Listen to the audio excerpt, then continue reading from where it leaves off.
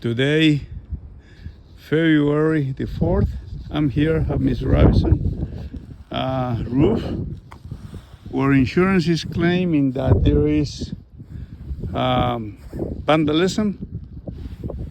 This is a legitimate wind damage, but here we have some grease taps. I want to show you something.